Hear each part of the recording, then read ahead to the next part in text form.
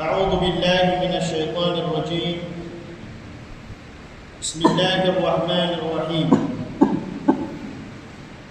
إن الحمد لله نحمده ونستعينه ونستغفره ونعوذ بالله من شرور أنفسنا ومن سيئات أعمالنا.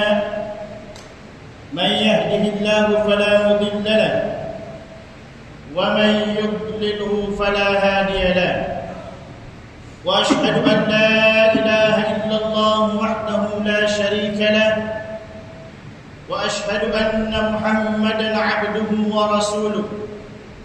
اللهم صل وسلم على سيدنا وحبيبنا ومولانا محمد وعلى آله وأصحابه أجمعين. أما بعد، فيا أيها المسلمون اتقوا الله، أوصيكم وإياي بتقوى الله فقد فاز المتقون. وقال الله تعالى قال في كتاب القرآن الكريم بعد أعوذ بالله من الشيطان الرجيم: بسم الله الرحمن الرحيم. يا أيها الذين آمنوا اتقوا الله حق تقاته ولا تموتن إلا وأنتم مسلمون. وقال أيضا في الآية الأخرى: ولو أن أهل القرى آمنوا واتقوا لفتحنا عليهم بركات من السماء والأرض ولكن كذبوا فأخذناهم بما كانوا يكسبون. والرسول الله صلى الله عليه وسلم قال في حديثه الشريف: اتق الله حيثما كنت وأتبع السيئة الحسنة تمحها وخالق الناس بخلق حسن. صدق الله العظيم وصدق رسول الله صلى الله عليه وسلم. Mga kapatid at mga magulang sa Islam, una sa lahat, tayo ay nagpapasalamat sa Allah subhanahu wa ta'ala.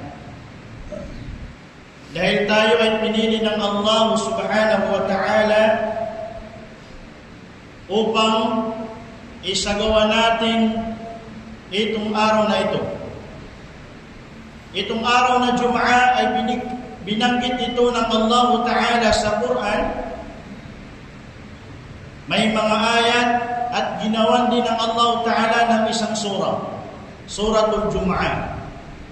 Ito ay palatandaan sa itong araw na ito ay pinaka-mahalaga sa Allah subhanahu wa ta'ala.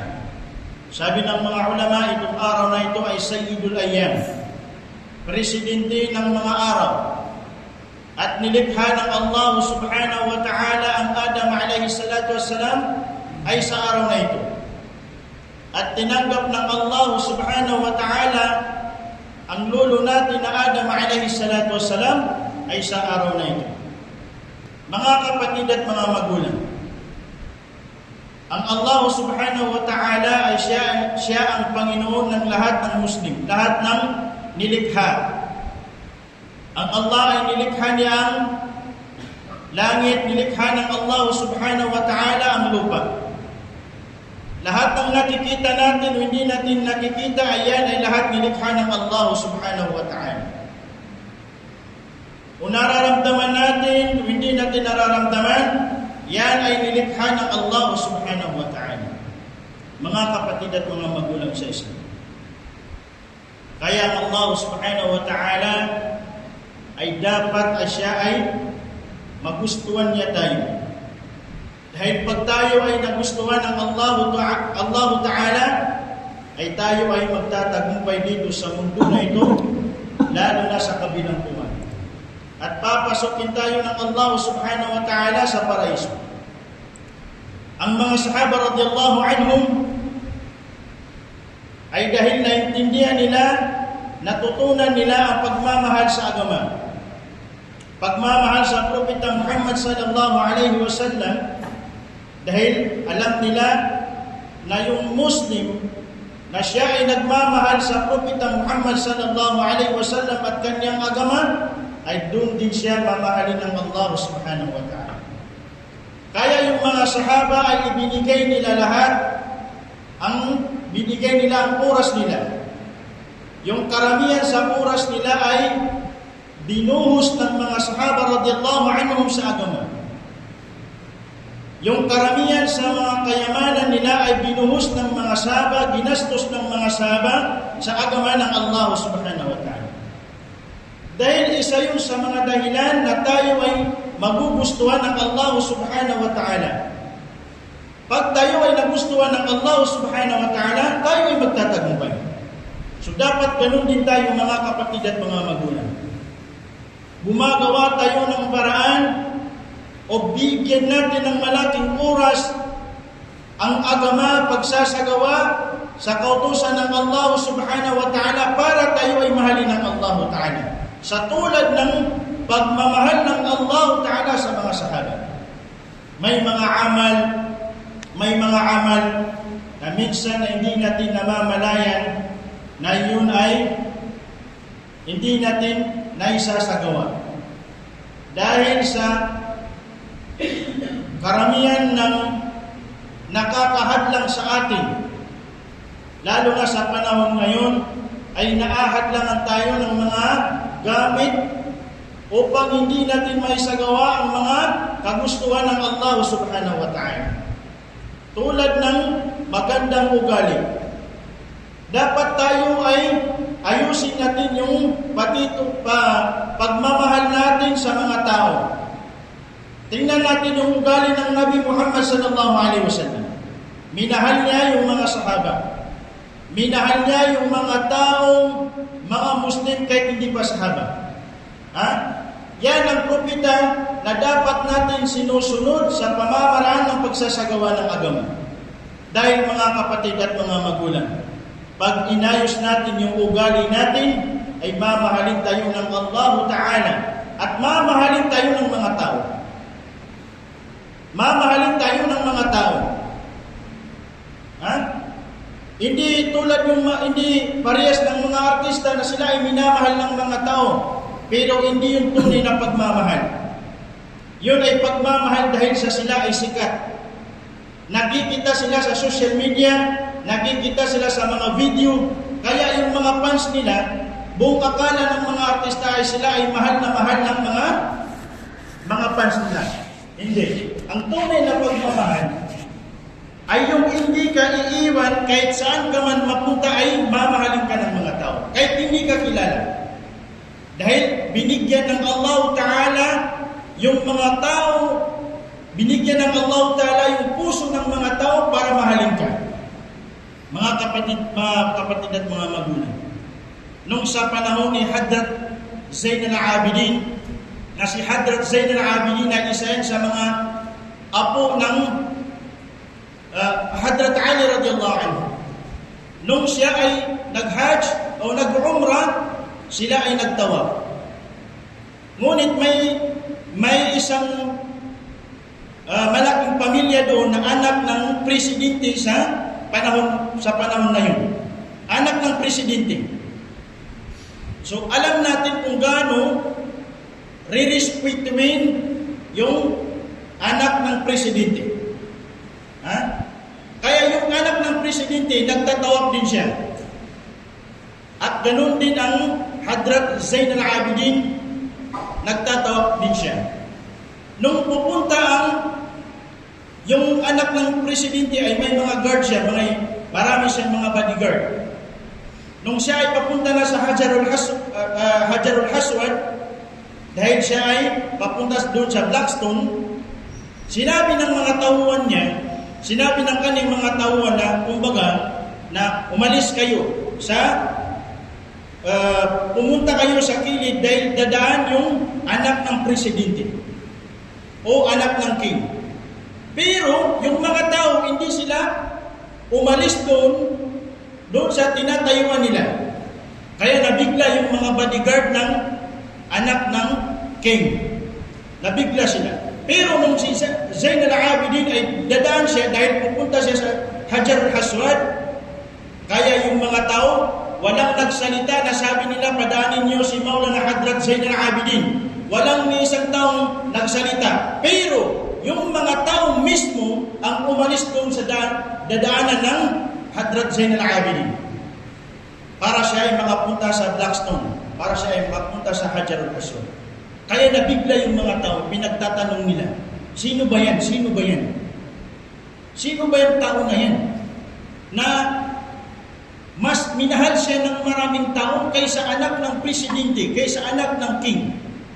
Kaya tinanong nila yung anak ng king. Anong sabi nila? O king, o anak ng king, kilala mo ba siya? Itinuro ng isang tao, lalaki yung si Hadrat Zain al-Abidin. Sabi niya hindi. Yun ay kilala niya, pero sinabi niya hindi. Hindi niya daw kilala dahil sa silos.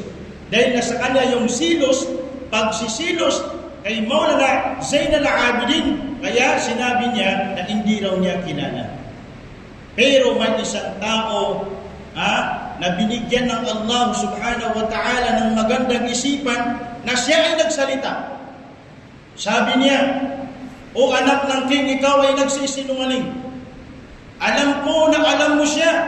Alam namin na kilala mo siya, pero pinagtagpan mo lang dahil sa pagsisilos.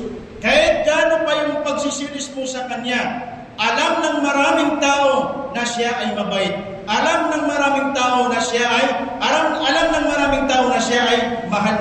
maraming tao at mahal ng Allah subhanahu wa ta'ala.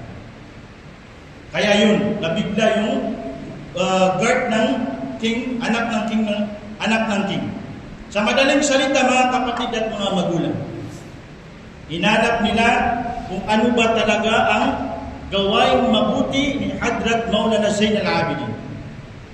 Nung siya ay pumanaw na, si Maulana Hadrat Zain al-Abidin, nung liguan ng mga imam, may nakita sila sa likod niya na parang malaking itim, napakalaking maitim sa likod niya na parang siyang dumadala siya ng sako-sako. Kumbaga sa pantalan, parang libur siya. Sinabi ng mga ibang mga imam, parang ba't napakaitim ang likod ni Maulana Hadrat Zain al-Abidin?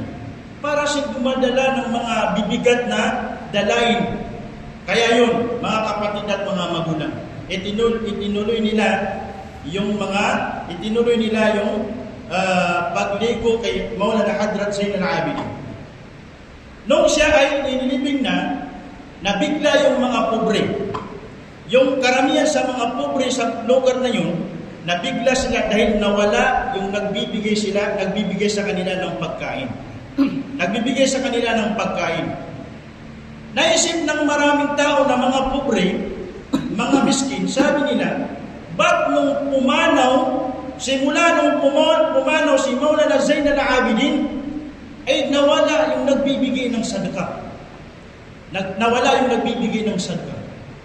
Baka siguro na si Maulana Hadrat Zain al-Abidin ay siya yung nagbibigay ng sadaka kada gabi.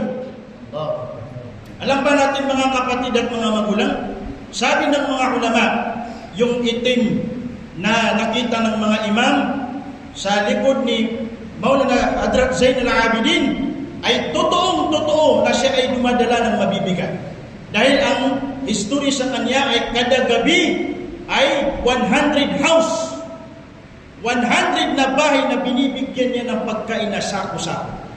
May lamang kurma, may roti, lahat ng pagkain na kailangan nila sa panahon na yon ay dinadala ng Maulana Zain al-Abidin sa 100 house kada gabi. Every day. Kada gabi ay nagdadala siya ng sako-sako. Kaya pala, yun ang dahilan kaya minahal siya ng maraming tao nung pumunta siya sa Hajar al-Aswad. Allah Akbar. So yan mga kapatid at mga magulang. Ang pagbibigay ng sadaka o pagbibigay ng mabuting gawain ay binibigyan ng Allah subhanahu wa ta'ala yung mga tao sa pagmamahal sa iyo. Yan ang isa sa dahilan, yan ang isa sa sign na yung tao ay pagminahal ng Allah subhanahu wa ta'ala ay siya nagugustuhan ng maraming tao. Sabi ng mga ulama, baliktarin natin yun. Pag yung mga tao ay ayaw sa iyo, ibig sabihin, hindi ka mabait at hindi ka gumagawa ng mabubuting amal. Kaya mga kapatid at mga magulang, kung tutuusin natin yung pinagdaanan ng mga sahaba, ganun din ang pinagdaanan ni Maulana Hadrat Zain al-Abidin. Allahu Akbar. Mismong anak ng king, hindi siya binigyan ng respeto ng maraming tao. Pero yung hindi anak ng king, dahil sa ugali niya, pagbibigay ng sadaka na walang nakakaalam ang Allah lamang ang nakakaalam. Kaya binigyan siya ng pagmamahal ng maraming tao. So yan mga kapatid at mga magulang.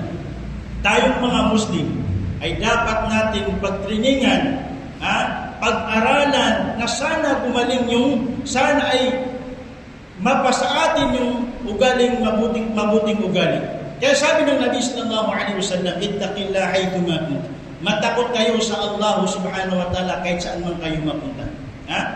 Kung makagawa kayo ng masama, sabi ng Nabi sallallahu alaihi wasallam, ay isunod niyo ang mabuting gawain.